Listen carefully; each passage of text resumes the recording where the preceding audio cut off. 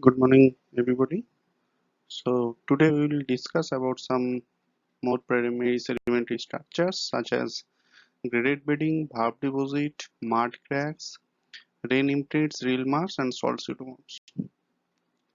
Among these six, the first two they are observed mainly in the profile section or vertical section, whereas the last four, that is the mud cracks, rain imprints, rill marks, and salt pseudomorphs, they are mainly the superficial features. So now we'll discuss in detail. So to start with, graded bedding, as the name suggests, that graded beds are basically the sedimentary units, a single sedimentary unit which can be characterized by gradation in grain size. That is, grain size gradually changing up through the bed, and that is restricted to a particular single depositional unit. Now, the grain size within a bed or within that sedimentation unit can either decrease up through the bed. Here you can see grain size is decreasing up through the bed, or grain size can increase up through the bed. So in both cases, within a single sedimentary unit, we can see that grain size is changing. Please note it that for graded bedding, we have to consider a sedimentary unit as graded bed or graded bedding. The changing sedimentary size must be restricted within a particular sedimentary unit, that is within a sedimentary bed, a single sedimentary bed. Now when grain size is decreasing up through the bed, we call them as normal grading, and when grain size is increasing up through the bed, we call them as reverse grading. Normal grading is very common type which is most commonly observed in nature, whereas reverse grading is rarely observed or rarely found in nature. Now the most possible mechanism or the most possible way in which graded bedding is formed, that is due to turbidity current. That is the a type of sediment gravity flow in which the turbulence within the fluid observed, and from that turbulent water or turbidity current, when deposition occur, generally graded bedding are found. Now, among the normal graded bedding in which the grain size is gradually decreasing upward, there are two types. The first one is the content grading or distribution grading, and the second one is coarse tail grading. Now in content grading, the grain size, that is the average grain size of the bed, is gradually decreasing upward. That is in the figure A, in this figure. So average grain size of this unit, you can see gradually decreasing upward. This type of deposition most probably is the result of sedimentation from a current gradually decreasing in velocity and competency. In the second type, you can see that within the larger grains, the finer grains are more or less homogeneously distributed throughout the depositional unit. You can see finer grains in the bottom part, in the middle part, as well as in the upper part, and they are more or less equal in quantity all through the bed. So instead of average grain size of this unit, here we consider about the coarser particle size change in throughout the bed. So we can see if we subtract or if we not taking out the finer particles, we are focusing on the larger particles, coarser particles. So we can see that coarser particles are decreasing in size up through the bed. So instead of average grain size decreasing, here the coarser particles decrease in size up to the bed. And this kind of sedimentation is found from a suspension fallout where the fluid body is almost stagnant or still stand condition, and all sizes materials are deposited almost simultaneously. So two types of normal grading are found when the average grain size is decreasing up to the bed, that we call content grading or distribution grading. When the coarser particles, only the coarser particles are decreasing up to the bed, then we call them as coarse tail grading. So here you can see the picture of a graded bedding. You can clearly see that in the bottom part of this sedimentary unit, this is the sedimentary unit, sorry, this is the sedimentary unit. The bottom part is made up of coarser particles.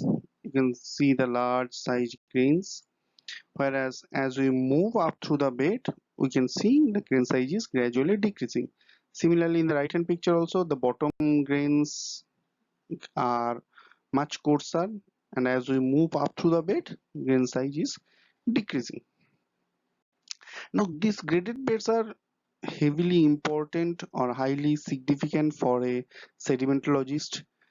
From the graded bed, you can easily say about the stratigraphic top or bottom direction.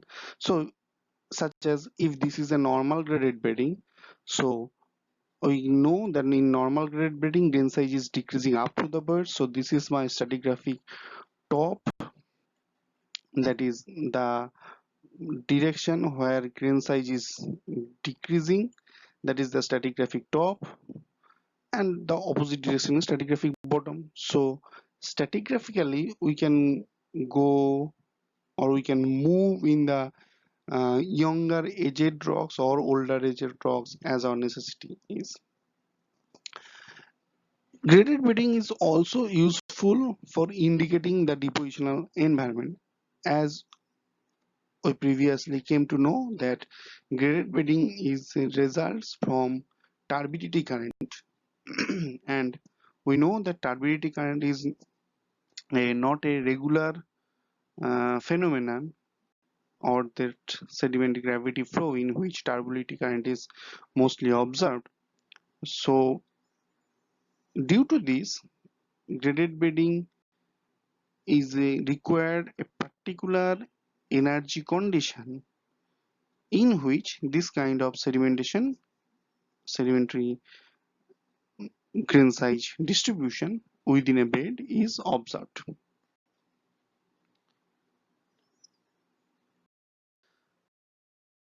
Now, the next type of sedimentary structure, or basically it's a sedimentary deposition pattern which we found in sedimentary rocks, that is known as Varve deposit.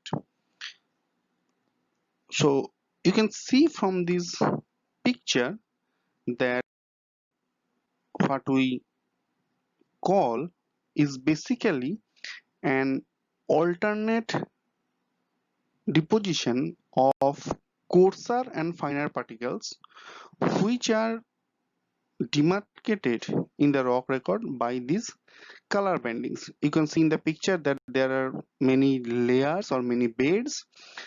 Some are whitish in color, those are basically coarse grained rock, and some are darker in color, so those are basically fine grained rocks. So this alternate arrangement of coarser and finer particle sedimentary units, these are called Varve deposit. This Varve deposit is particularly found in high latitude areas, that is in glacial environment, that particularly in the glacial lakes, where there is a strong seasonal contrast in summer and winter.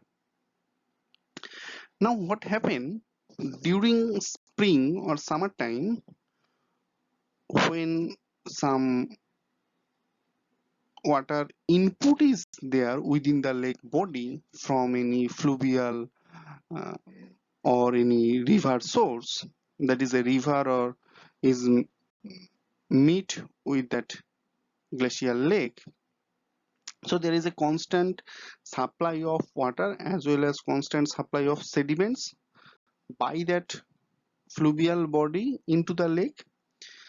So the lake water is repeatedly churning, repeatedly mixing, and within that lake water body, energy condition is such that only the coarser particles are getting deposited.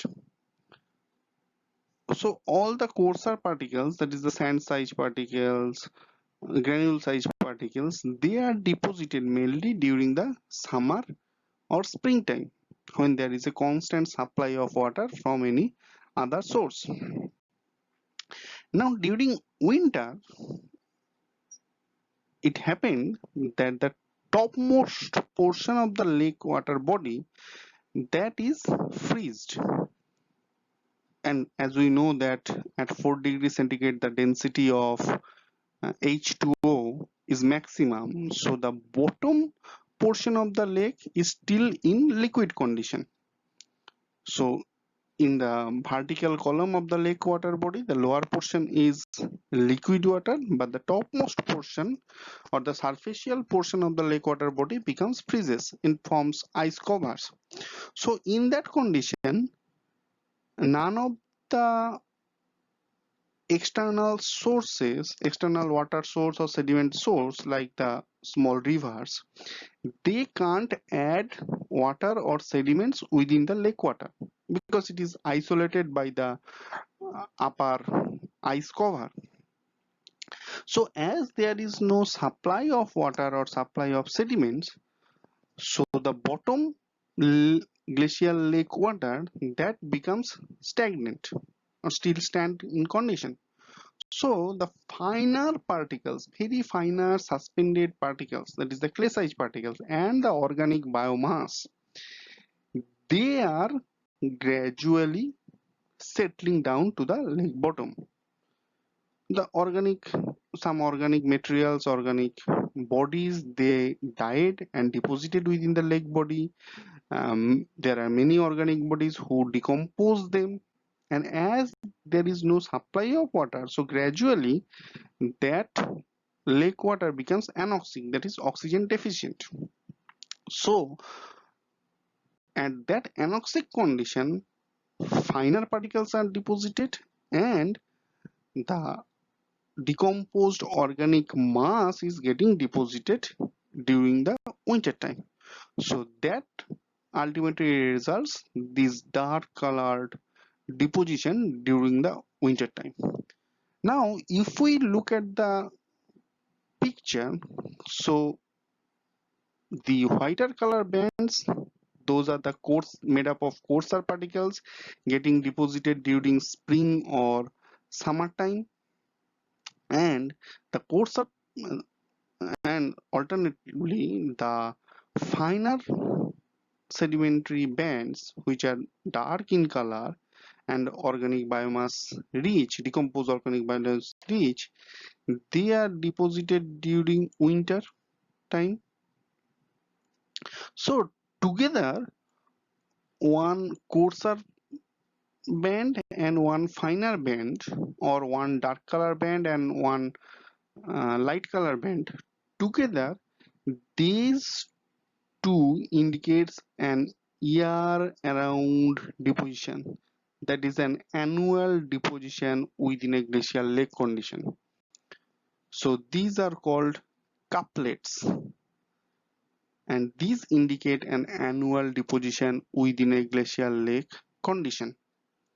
So by counting these couplets, we can also estimate the depositional age of the lake, that is how much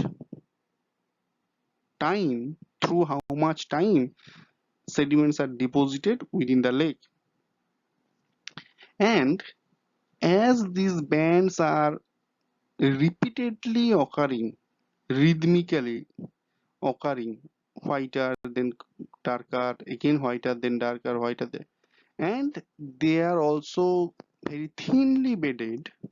So this rhythmic occurrence or repeated occurrence of same rock strata within the depositional rock record is also known as rhythmite.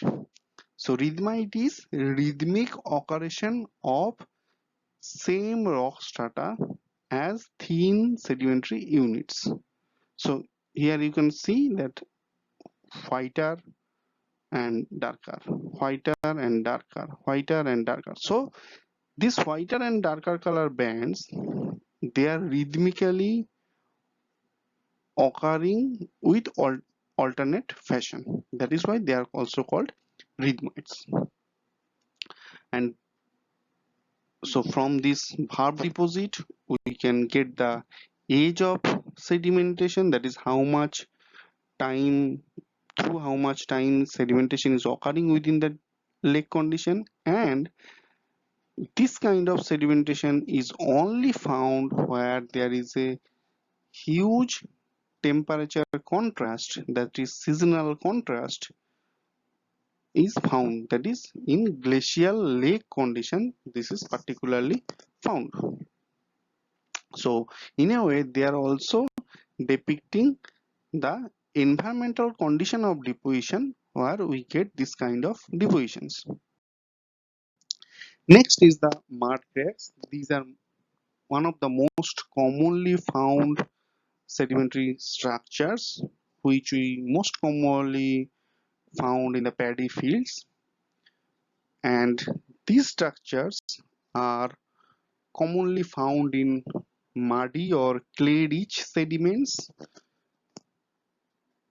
In these clay rich sediments, when there is desiccation or dewatering is happening, then they are shrinked and form some cracks.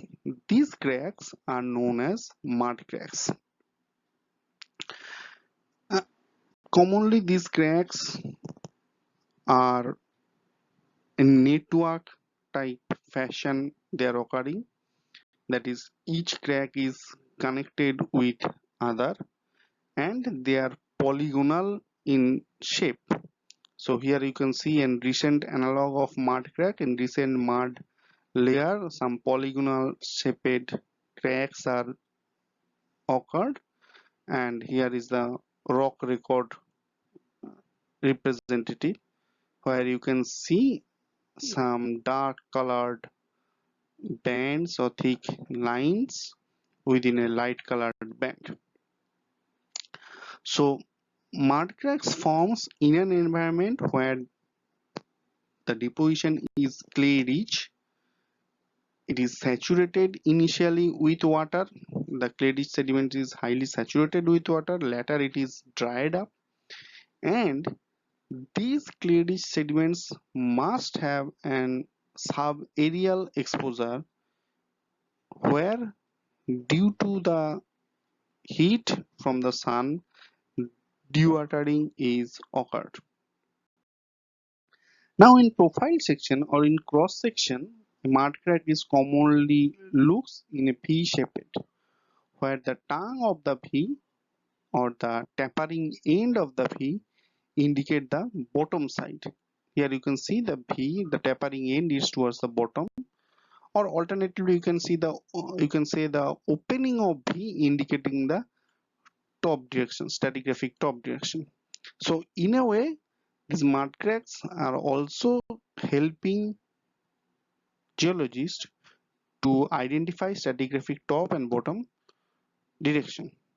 Now, when the muddy ridge sediments, these mud cracks are generated, so there is a gap formed within the mud rich sediments. Now this gap is later filled by the above lying sediments, not the same mud sediments. This gap, this V-shaped opening is filled up by the above lying sediments. And this can be, the same crack can be reopened and again filled up by several, during several times. So in that way they are filled up with different times of above lying layer sediments. So as these cracks are filled up by the materials of the above lying sedimentary layer, so that is why they can be easily identified or easily separated in the rock record. As you can see clearly that this darker portion is different from this finely dotted whiter portion, because this finely dotted whiter portion is the sediments of the above lying layer. So in the profile section also, as well as in the uh, surfacial view, in the top view, mud cracks can be easily separated by the sediment texture within the crack and surrounding the crack sedimentary bodies. The texture of these two bodies are different. Now mud cracks can be of two types. The first one is the desiccation crack, which is mainly formed through desiccation or dewatering due to uh, immense heat. That is, due to immense heat or immense sunlight, the saturated mud becomes, the water within the saturated mud becomes evaporated, and some shrinkage occurs within the mud. That is why the mud cracks generated. Those are called basically desiccation cracks. And these cracks particularly have to form, they need a condition of subaerial exposure. That is, this mud is needed to be exposed at the atmospheric condition.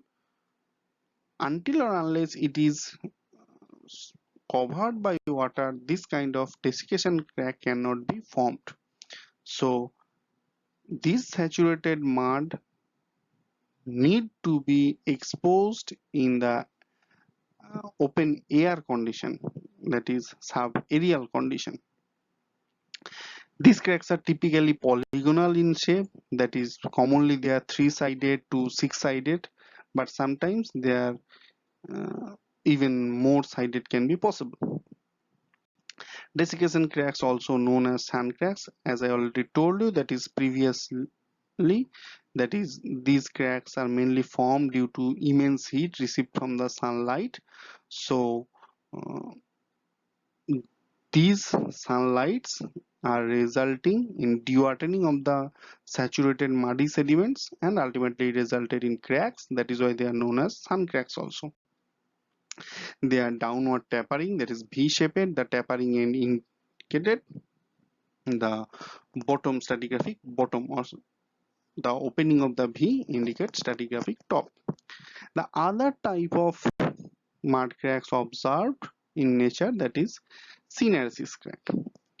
Now this syneresis crack is different from the desiccation crack. In desiccation crack, the cracks generated due to dewatering, that is water is out from the sediment pore space. But its syneresis crack, it forms due to contraction of sediment but not due to dewatering. Rather, it occurs due to compositional change occurring within the clay body. That is mainly due to salinity changes. When a mineral composition of a clay rich body is changed, that means the water chemistry covering the mud-rich sediment is changed, particularly the salinity, then sometimes the chemical composition of the clay minerals, they are also changes. And due to this changing chemical condition of the clay minerals, sometimes the newly formed clay minerals are lower in size than the previous clay mineral. So that results a gap or a crack within the clay-rich sediments, and these are known as syneresis cracks. So syneresis cracks do not require an subaerial exposure, as you came to know that syneresis cracks mainly form due to the changes in water chemistry.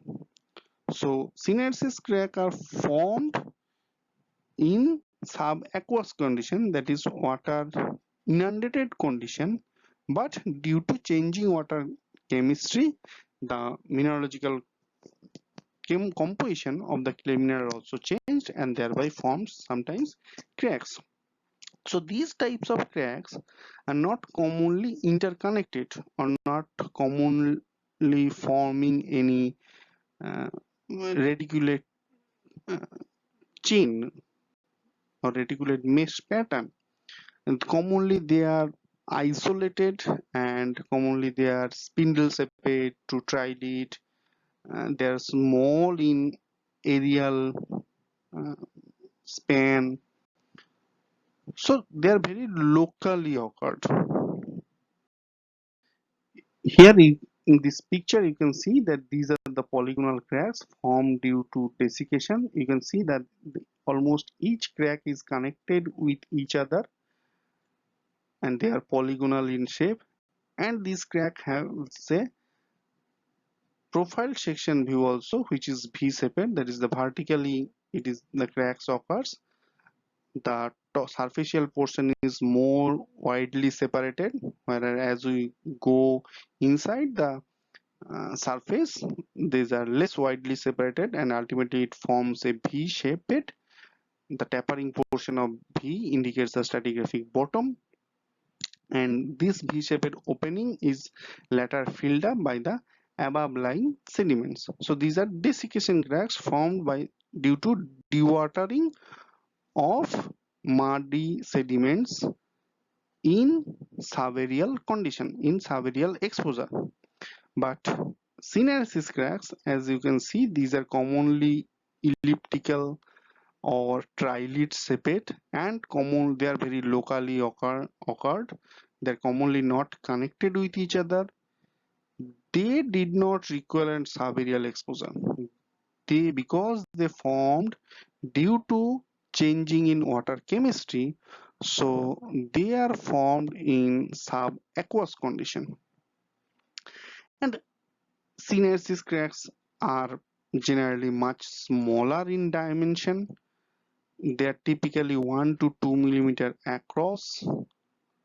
By this way, and this is the rock record analog, here you can see the polygonal cracks, so these are the desiccation cracks, and here you can see small isolated elliptical cracks, some trilate cracks are also found. So these are basically occurring in aqueous condition. These are syneresis cracks. The next sedimentary structures which we are going to study is called rain imprints.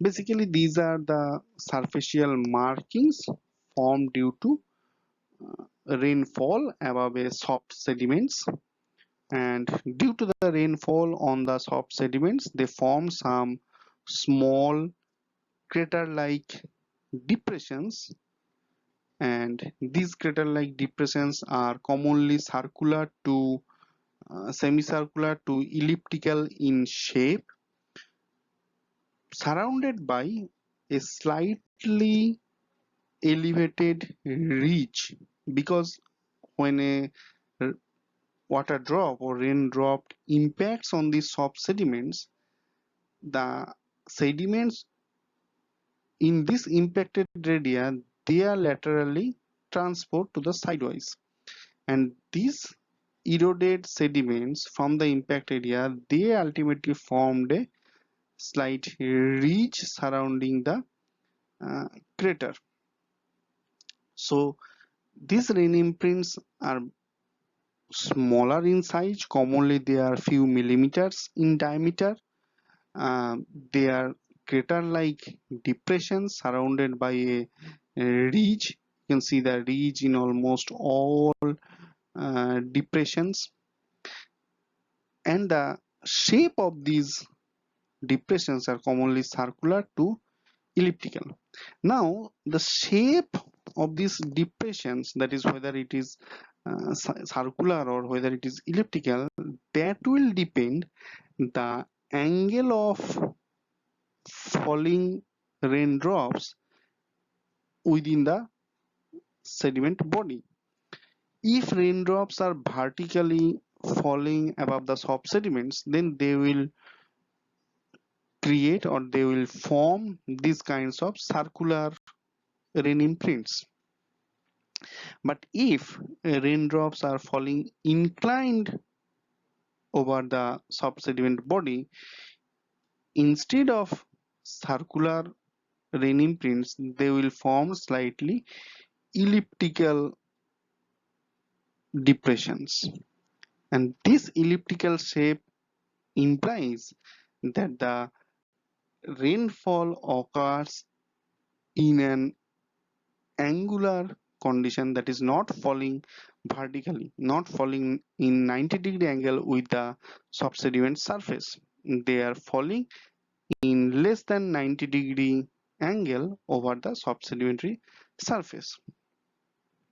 So in a rippled surface, that is a surface in which ripple marks are found above a rippled surface, when raindrops are falling vertically, as the ripple have has two surfaces, one is Stoss surface, another is Lee surface, and they are inclined in opposite directions. So if a raindrop falling vertically, that will create elliptical imprints over the Stoss side and Lee side.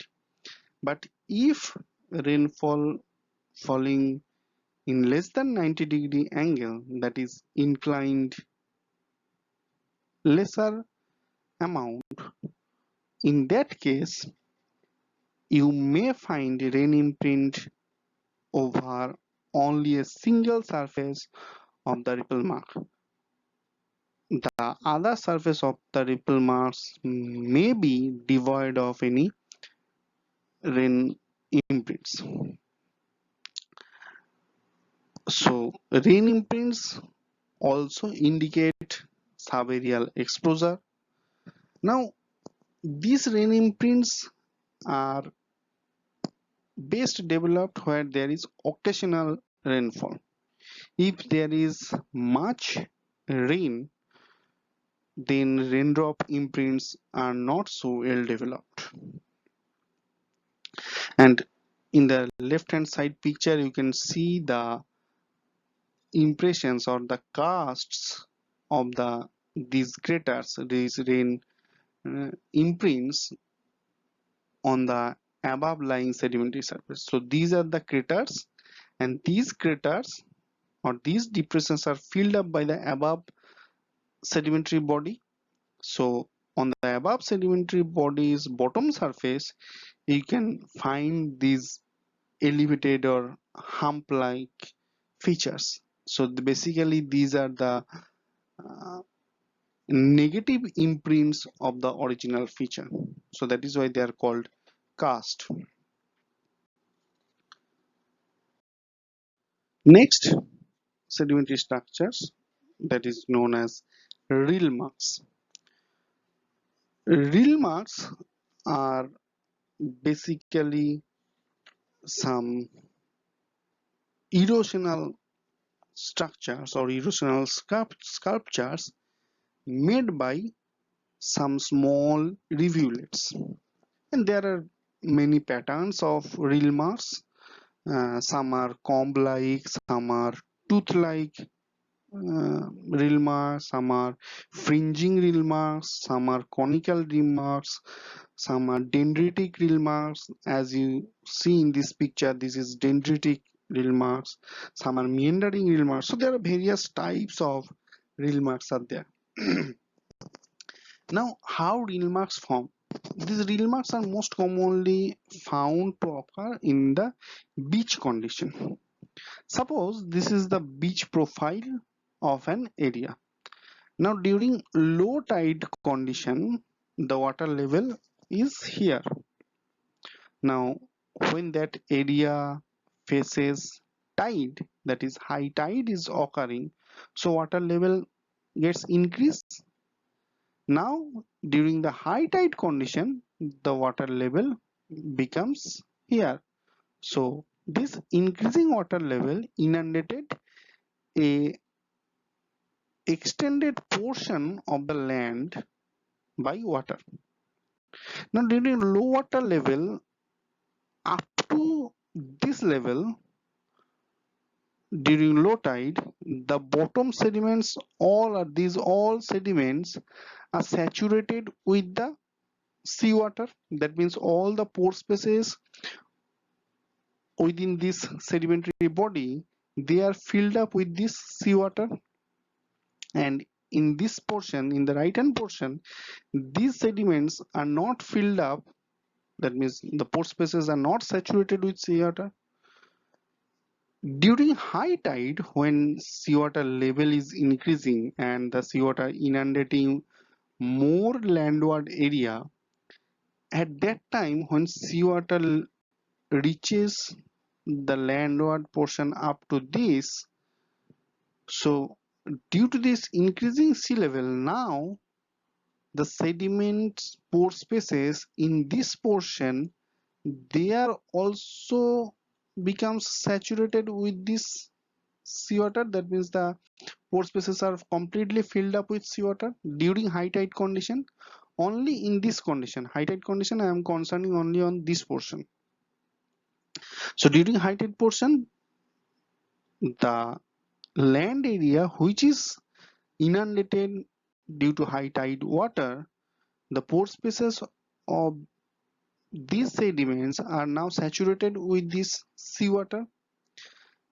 So after high tide, when the tide recedes and come to the low tide level, now with decreasing tidal level, the rate at which tidal level decrease,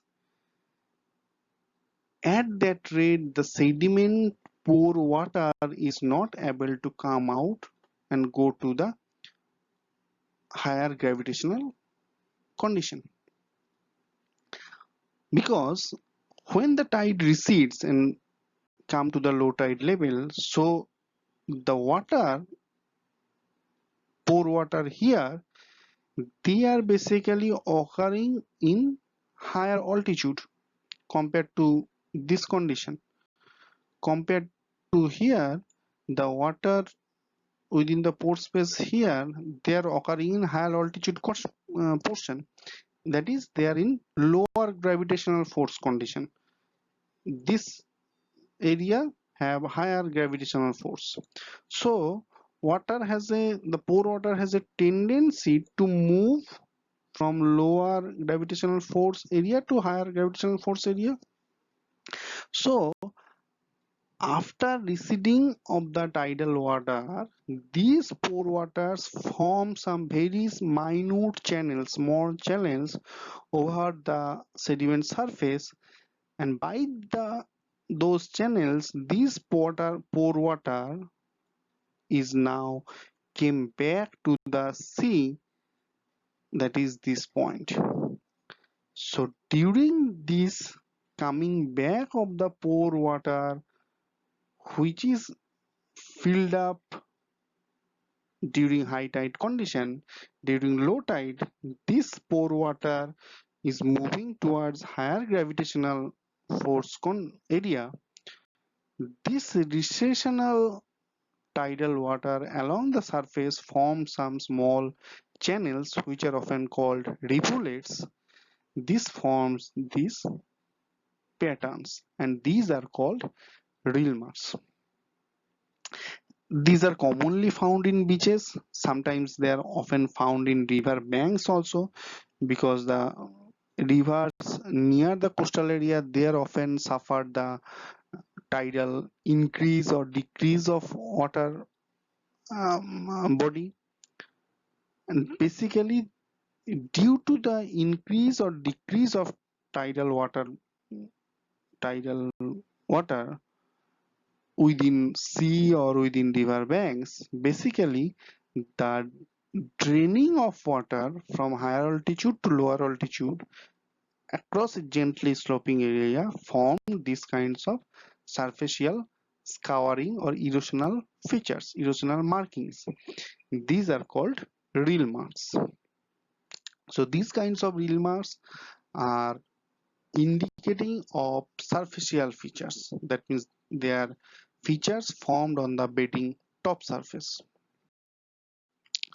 The next feature is known as salt pseudomorph.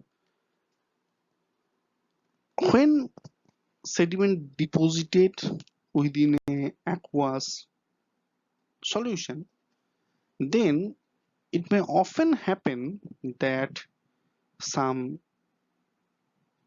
salts or some evaporite minerals means those minerals which formed or which crystallizes due to evaporation. The common example is or salt, halides or gypsum. Now from a aqueous solution, when these kinds of evaporite minerals crystallize and when they settle on the bottom sediments, so they will occupy a space within the sediment body. Now the chemical composition of this evaporite mineral is definitely different from the host sedimentary body or host sedimentary layer, because these are carried out from the landward part and deposited here, and this is results from a chemical uh, crystallization from the aquatic body. So these evaporite minerals deposited within the bottom sediment water and they will occupy some spaces within the host sedimentary body. Now these evaporite minerals can be readily melted if the pressure temperature condition slightly changes. We can all see that our common regular salts become slightly melted or becomes watery during the monsoonal time. That is due to the changing pressure temperature condition, changing fluid pressure. So after formation in natural condition, after formation of these evaporite crystals, if slightly my water condition, water physical chemical condition, overburden pressure or temperature is not suitable for crystallization of these kinds of evaporite minerals, then these evaporite minerals which are previously formed, they can be melted. So a void present within the sedimentary host rock, sedimentary host body. Now this void is filled up later by the overlying material. So firstly in the host sedimentary body, a evaporite mineral crystallizes and deposited. They take some space within the host sedimentary body, but if somehow this evaporite crystals becomes melted and removed from their original space, that creates some open spaces within the host sedimentary body, and that open space is later filled up by the above lying sedimentary units or sedimentary materials. So now these shapes are perfectly identified on the above lying material, above lying sedimentary body. So in the above lying sedimentary body, as you can see, they form some elevated, sharply elevated features. Basically, these are the negative imprints of the original depressions within the host sedimentary rock. Okay, so again, these are cast. These are not the original features. Originally, there is a depression which is identified in the bottom surface of the above lying sedimentary unit as some elevated features. So that is why it is the negative imprint of the original feature, and that is why it is also known as pseudomorph. So morph means the shape, size of the original feature that is depicted in this negative imprints, in this cast of the above lying material, and pseudo means false, because this is not the original thing. This is a false morph, false shape of the original material. This is not now the evaporite minerals. Evaporite mineral crystals are there which is dissolved away and later filled by this above lying sedimentary host rock, sedimentary rock. So these halite, if these pseudomorphs are of halite crystals, then they form some regularly arranged or regular shape, that is most commonly cubic shape. That is, if they are common salts or halides, they are form cubic shape. As you can see in this picture, there are sharp boundaries, angles like the cubic crystal. But if it is the evaporite mineral is gypsum was there and later it is replaced by the above lying sedimentary unit, then they form some lozenge shaped, commonly ellipsoidal shape, which shallow tail, this tapering tail, this kind of shape is formed.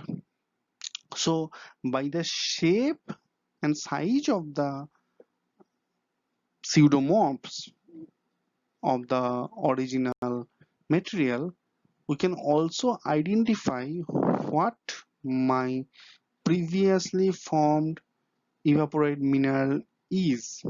If it is the evaporite mineral was halite, then the pseudomorph is of cubic shape.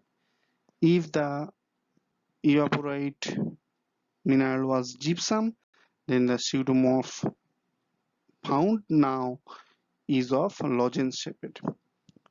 So these are called salt pseudomorphs, as these are not the original thing preserved but a negative imprint which is preserved on the underlying surface of the above lying sedimentary unit. So these are also known as cast. These are salt pseudomorphs. Thank you for today's class. Goodbye.